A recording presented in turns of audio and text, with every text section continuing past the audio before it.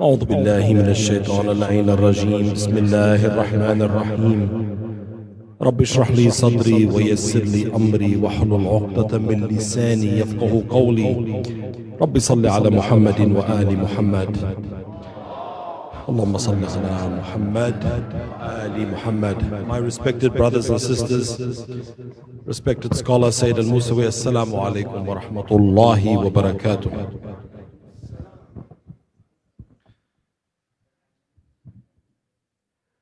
What is the world which the reappearance of Imam Mahdi alayhi salam will bring? What is the vision toward which the whole of human history has been marching toward? What is the vision which will fulfill Hilmul Anbiya, the dreams of the prophets? What is this culminating point that we are marching toward? What will it look like? We began our series of lectures in the garden with Adam, in a state of tranquility and bliss, in a state of perfection, free from conflict, free from violence, free from anxiety, in a state of serenity, peace, love. And we saw that our father Adam, whom we are his descendants, experienced a hubut, a fall. And with this fall, Adam began his journey on earth. And that fall represented a fracturing of the divine perfection of the garden. When Adam entered the earth plane that we inhabit, he entered the world of duality, opposing forces. And the German philosopher Hegel looked at history as a continuous struggle between opposing forces. In the Hegelian dialectic, don't worry too much about the term, but the basic idea is that history marches with an opposition of forces. You have an active force, you have a force that is opposing that, and then they are constantly clashing. And then you have, from that clash, a third force that arrives that reconciles both forces. So, for example, you may have a force of what some may call patriarchy, that at one point within human history, some may say that it was men that dominated over women. So the patriarchy represented the absolute authority of the father, of the king, of the governor. You had no rights. So that was the initiating point, thesis. Then there's an opposing force. So we could say in this example, let's say feminism comes in and says, no, we also have rights. Then there's a clash. From that clash, there's a third force that comes, which is like, well, maybe we've gone too far. Maybe I would like to be a traditional wife and have a job. So there's a new synthesis that occurs. So human history has always been marching on the earth with this sirah, with this conflict. There is war. One side initiates a war. The other side responds. There's a clash. And there's a new synthesis that occurs, as we're seeing now, that the United States and the Zionist entity launched a war against Iran.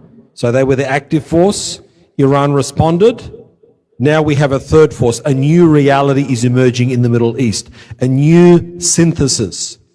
So this earth plane that we inhabit is a constant clash between opposing forces banging against each other. Conflict. Man versus women, predator versus prey, the landlord versus the renter, the government versus the civilian, the persecutor versus the victim, the oppressor versus the oppressed. Clash, clash, clash. So, the reality that Imam al-Mahdi alayhi salam will bring to this earth is the final reconciliation of all opposites. No more of these opposing forces and conflicts. It will be a state of perfection on the earth plane. For example, you have knowledge, and in opposite to knowledge, you have ignorance. In the age of the Imam, there will be the elimination of this dynamic of knowledge versus ignorance. All of humanity will experience an upgrade in their level of consciousness so that there will be no more ignorance. So, the coming of Imam al-Mahdi represents the victory of Adam, of the true Khalifa, versus the false Khalifa, which is the Iblisian system, which is the system of conflict and opposition that has, from the beginning of our time on earth, pitted people and forces against each other. So there is always a state of conflict on earth. So what will end will be this constant state of strife. And how will the Imam, alayhi salam, bring about this end? Well, the narrations tell us that Imam al-Mahdi alayhi salam carries 26 of the 28 divine names. This is a metaphysical concept that since Adam began his journey on earth, the entirety of human civilization has existed based on just 2 of the letters of divine knowledge. All of our science, advancement, architecture, medicine, philosophy, psychology is just based on these 2 letters. So, the remaining 26 keys, letters, are with the Imam. Because remember, Imam al-Mahdi represents the culminating chain in the arc of sacred history. He has within himself all of the knowledge of the previous Imams, of Rasulullah sallallahu alaihi wasallam. We could say of all the prophets. He is that repository of this secret knowledge. So with his return, this is not book knowledge. This is not the Imam will say, open this page and here's the secret knowledge. This is knowledge that is existing at what's called an ontological level. It represents the structure of reality itself that the Imam in his being represents. So his reappearance on earth will produce a rise in the level of consciousness of all of humanity. At the moment he is in ghaibah. He is hidden from us, but he's not hiding. This is not, astaghfirullah, cowardice of the Imam. The Imam is hidden just like if you were walking through a thick forest with shrubs and bush and what's called foliage. The sun is still there, right? But you cannot see it. So we are in a state of madalla. We are in a state of darkness. With the reappearance of the Imam, this is an important point.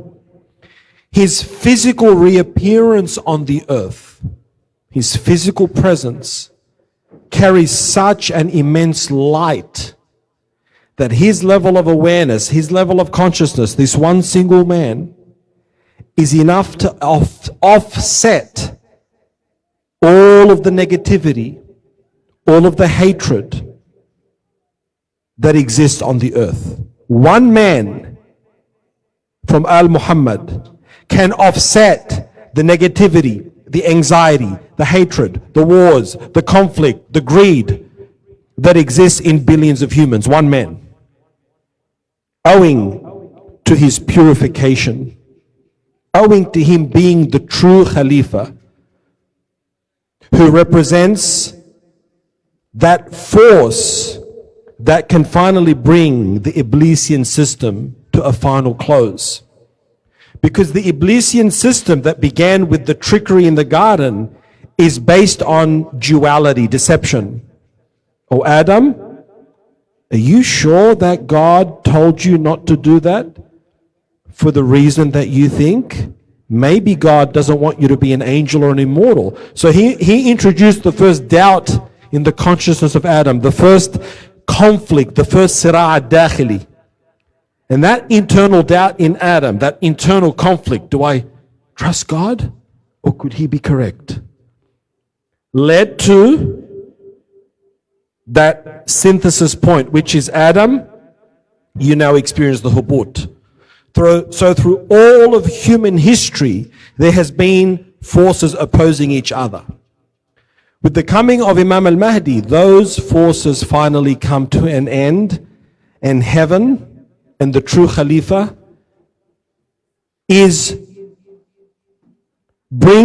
manifests on the earth plane the final victory and the final decisive blow and termination and death of the Iblisian Dajjalic system. This is what we are working toward. And this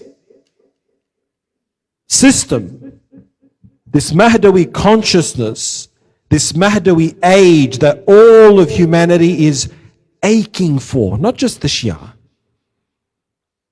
In our hadith traditions, we are told that there will be those who worship the sun who will give Nasr to Al-Mahdi alayhi salam. Worshippers of the sun. How?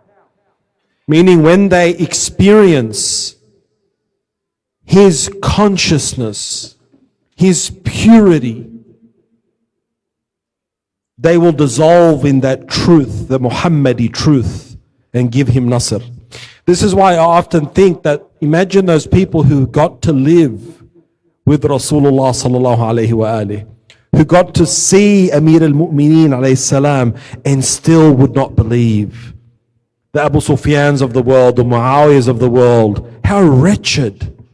Whereas you and me, our love for the purified ones is based on what? You haven't seen them. Is based on, at an initial level, what has been transmitted to you through your parents and books. But ultimately, your love for them has entered your heart. So your love, your recognition, and your yearning to know your Imam. We know the famous hadith, whoever dies without knowing the Imam of his time has died the death of Jahiliyyah, of the pre-Islamic ignorance. And we are also told that with the reappearance of Al-Qa'im, Al-Mahdi, Ajjalallahu Ta'ala Farajahu Sharif, there will be sections of the so-called scholarly class amongst those who call themselves Shia, who will say to the Imam, Yabna Fatima, Irja, La hajata lana feek. O son of Fatima, return from where you came from. We have no use for you. This is the parallel with Nabi Isa alayhi salam and the Pharisees and rabbis of Bani Israel who rejected Isa alayhi salam. And there is a strong parallel between Prophet Jesus alayhi salam and Imam al-Mahdi alayhi salam. They will return together. They are from the line of Ibrahim, and they will bring about onto the earth plane the reconciliation of all opposites, the perfection of Allah subhanahu wa ta'ala's plan for humanity that was subverted by Iblis. Now some might ask, why did Allah allow Iblis to subvert his plan? Why this anti-Khalifa force and Iblis? Well, remember that when Allah subhanahu wa ta'ala created Adam, Iblis issued a challenge to God. He said, this creature you created will not follow you. So the Iblisian system acts as the counterweight for us to be tested, for us to choose to follow the true Khalifa. Because otherwise, what is the point of the creation? The point of it, of a test, of a counterbalancing force, is Allah subhanahu wa ta'ala has given you as the Adamic creation the opportunity to choose the path of the true Khalifa, to choose to give the true Khalifa Nasr, to choose to be on the side of Haqq. So there must always be an opposing force which brings about the true reality on the ground. Otherwise, we could say that Allah subhanahu wa ta'ala created this. He created us like angels, robots, that we would automatically choose Haqq. So the Iblisian system acts as the counterpoint, just like day and night.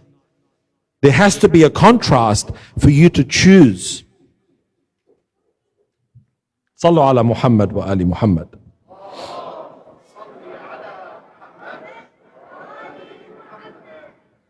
So, Imam al-Mahdi alayhi salam represents the fulfillment of the dream of all the prophets. He represents the true Khalifa on earth. He represents and will bring about that garden that Adam experienced, but on the earth plane. That is why we can say that Imam al-Mahdi alayhi salam will bring about the kingdom of God on earth. God's kingdom on earth. Why God's kingdom? Because from the time that Adam had the hubut, the institutions of earth, the resources of earth, the governance of earth has not been fully under the control of the awliya of Allah. Has it? There has been a constant battle where the forces of evil have usurped ghasb, the resources, the positions, the governance.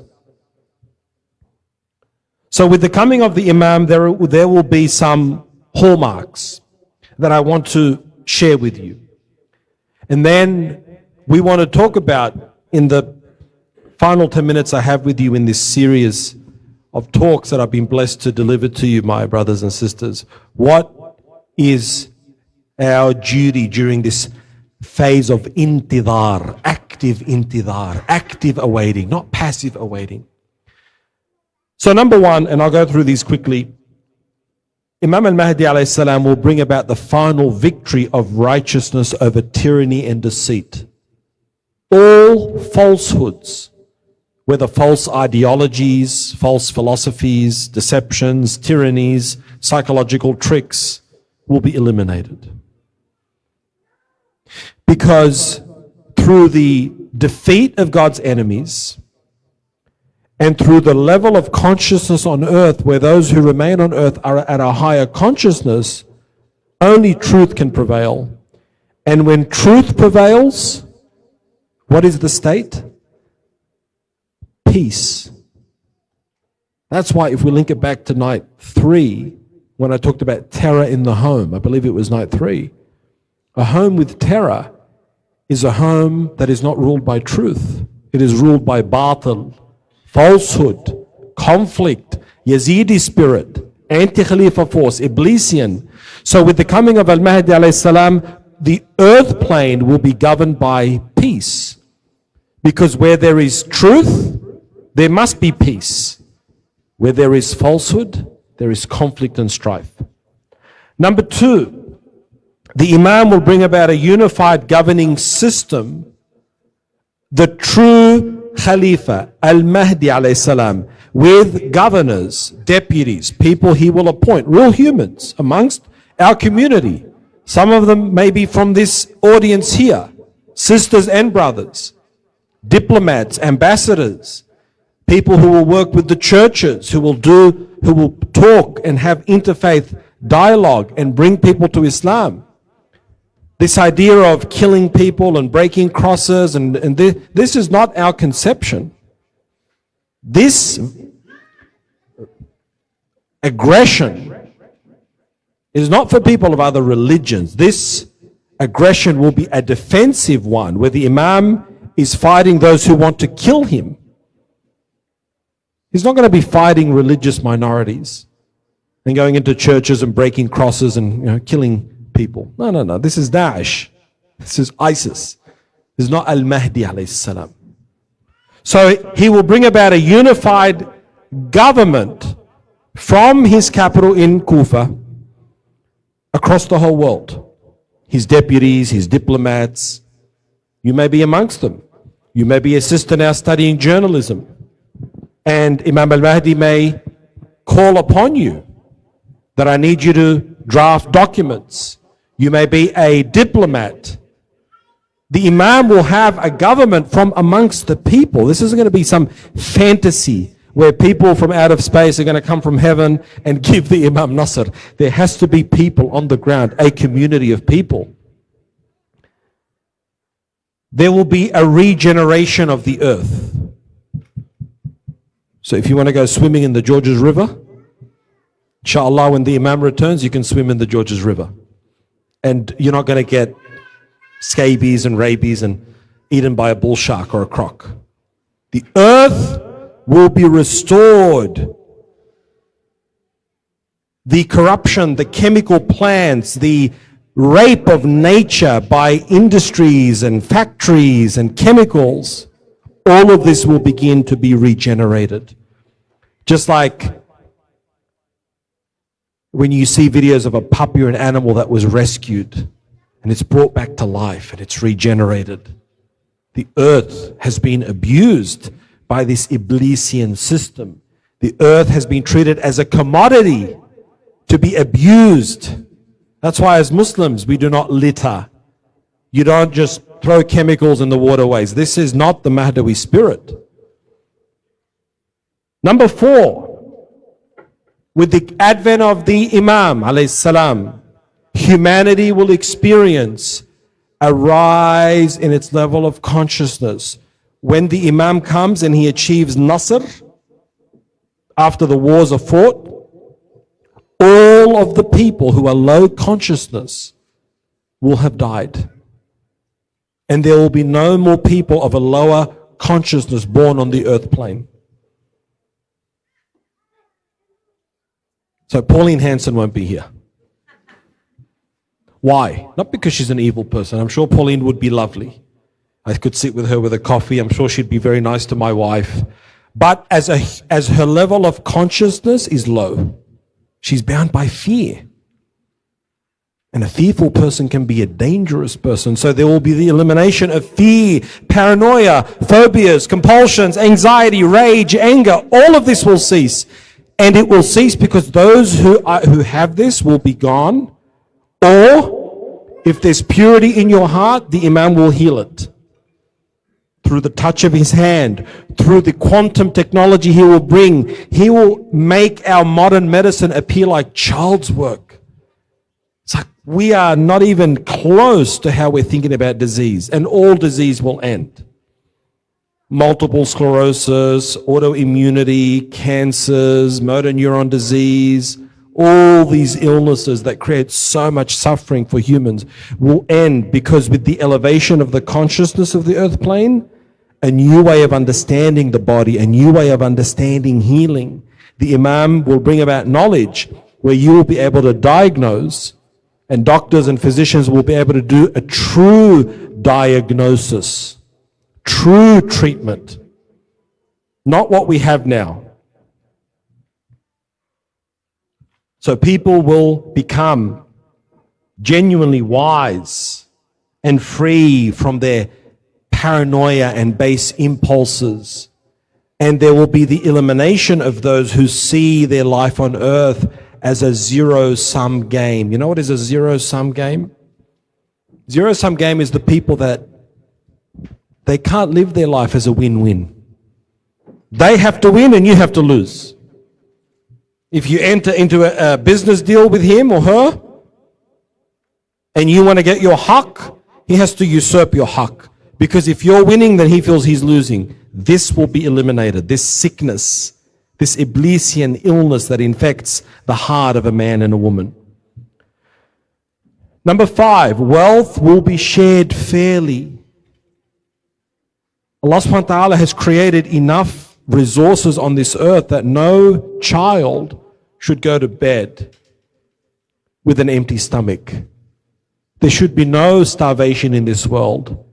There should be no emaciation. There should be no people on food stamps. There should be no people eating out of rubbish bins and eating scraps of food.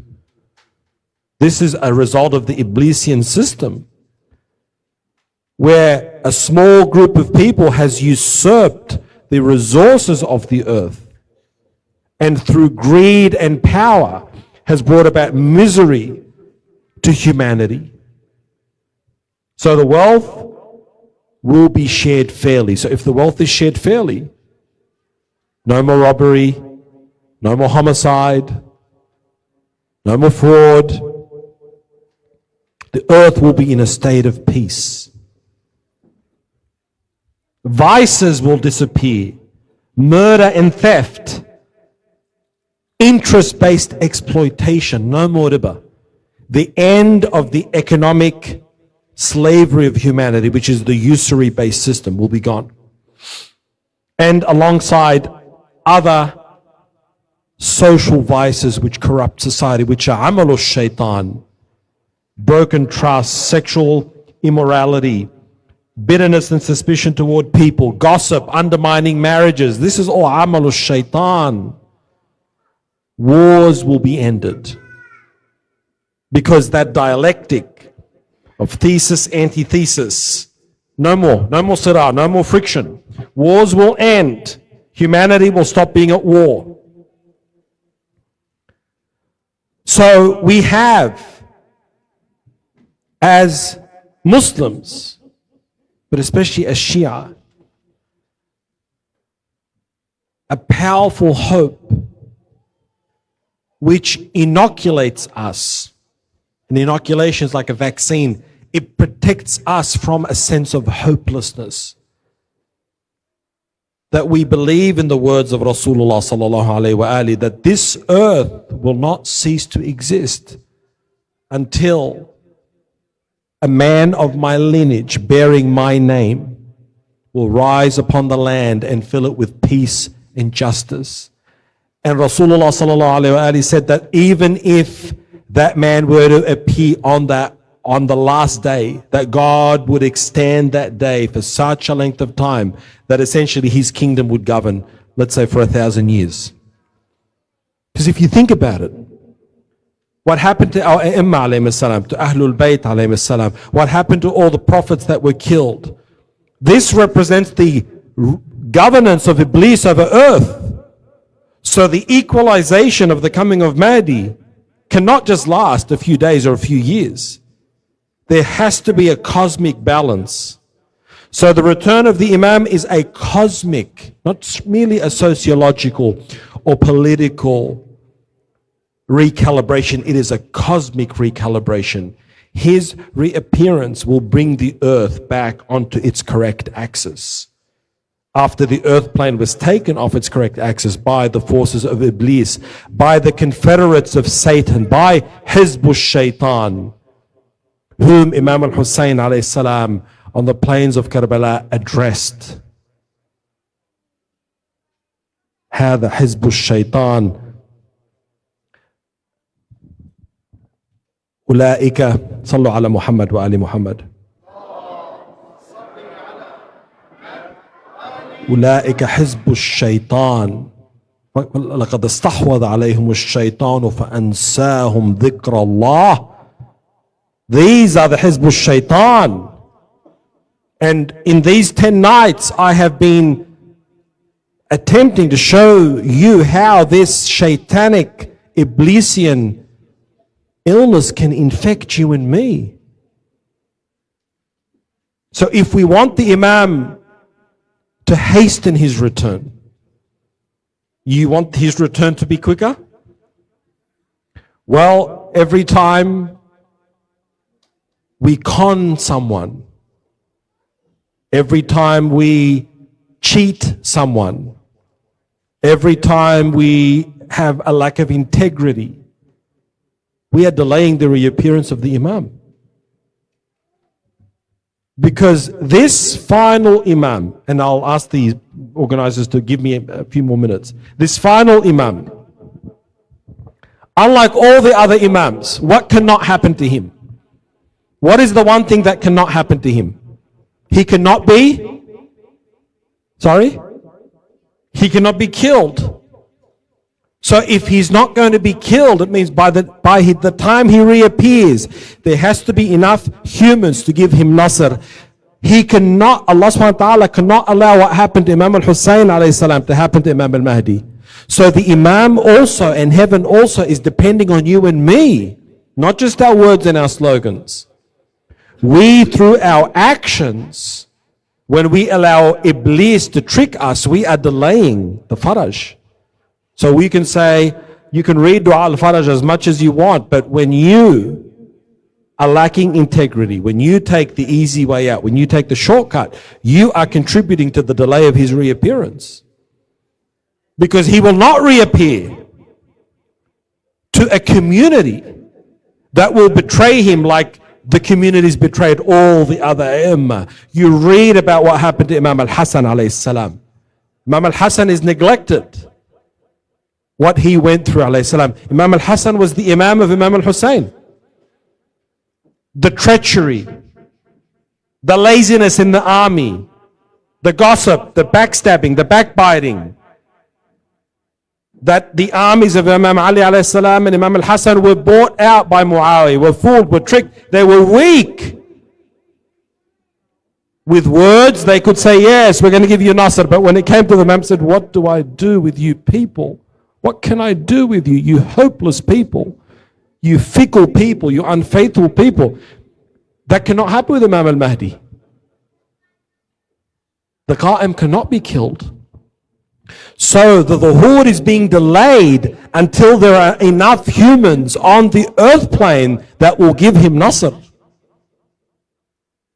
So we are playing an active role. So what should we do in the age of active intidar? I want to end with some pointers, and I thank the organizers for giving me a few more minutes. Sallu ala Muhammad wa ali Muhammad.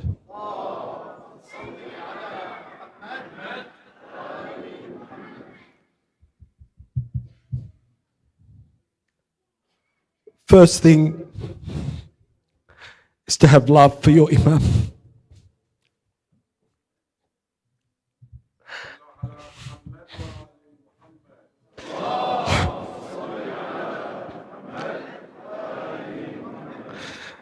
Is to have love for him and to know that he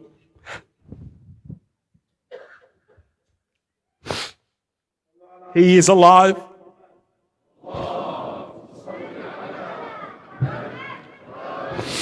To develop a personal relationship with him.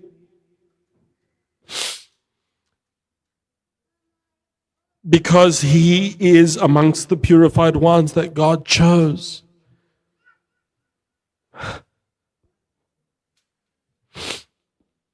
قل لا أسألكم عليه أجرا إلا المودة في القربى.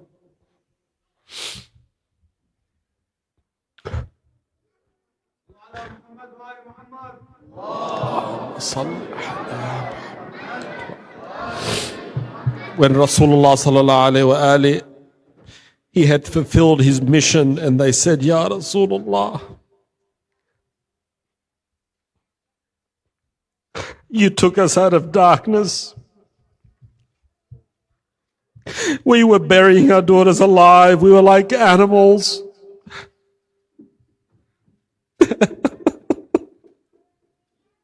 How can we repay you? What do you want? You want gold? You want whatever you want, he said, and the verse was revealed. I seek no wages, no compensation from you except love for my family.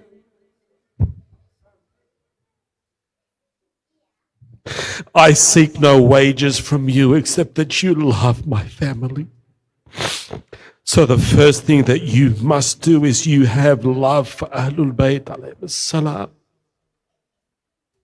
The ones that God chose and purified, and you love your Imam. And you have conversations with him. Allah subhanahu wa ta'ala has given him that power. Yes, he's alive. Nabi Nuh alayhi salam, the Quran said, lived for 950 years. Don't you dare tell me that God can't keep a man alive. He's alive. Have love for these purified ones. And you don't have to be perfect. I'm not perfect, brothers and sisters. Don't think that my tears make me holy. Imam al-Ridha alayhi salam, he says, Kun muhibbun liman yuhibbuna walau fasiq.